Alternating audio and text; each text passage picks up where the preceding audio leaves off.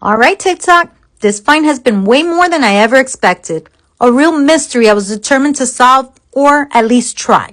Before I get into it, this is part 1 of a 4-part series on Ruth Salome Moxie Martin, a late 19th and early 20th century investigator from Woodbury, Connecticut. She was deeply involved in eugenics, an ideology that aimed to improve humanity through selective reproduction. Eugenicists believed certain traits, like intelligence or strength, should be encouraged while others were discouraged. But here's the dark side. This led to harmful, discriminatory practices, including forced sterilizations. Today, eugenics is widely discredited, and modern genetics prioritizes ethical research rather than attempts to control populations. Let's get into it. In 2020, I discovered this single envelope among a crate of random items I purchased at an estate sale in West Haven for $30.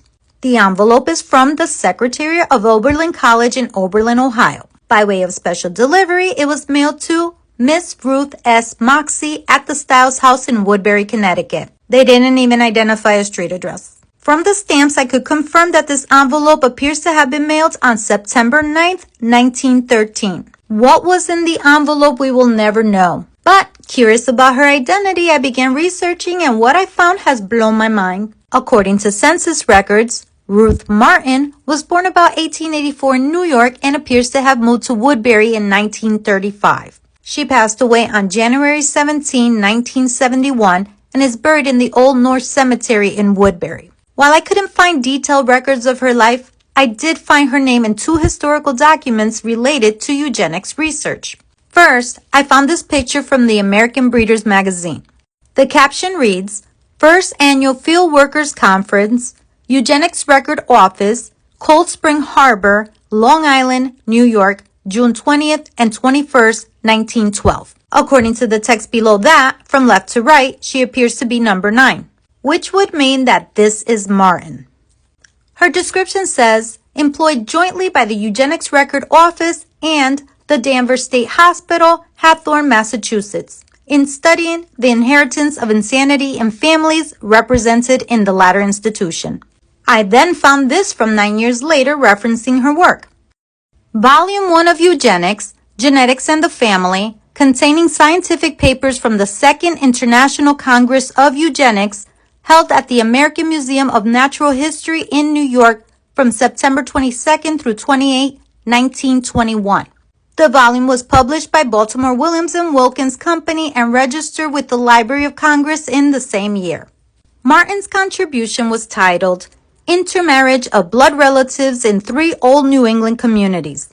The introduction to the volume explains that the collected papers focus on heredity and family studies, offering insight into genetic research methods. Through these studies, some of the most prominent investigators sought to advance eugenical principles.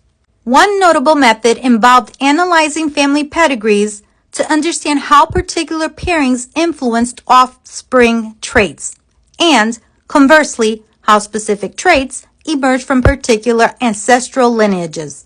One key address at the Congress argued that racial betterment was especially urgent following World War I. The speaker claimed that education and environment did not fundamentally alter racial characteristics, asserting that maintaining the United States' institutions required restricting immigration based on perceived fitness. The speech distinguished between equal rights and equal abilities, suggesting that heredity determined intelligence and leadership. The Congress aimed to classify racial groups, including Caucasian, Mongolian, and Negroid, by examining their traits and social needs.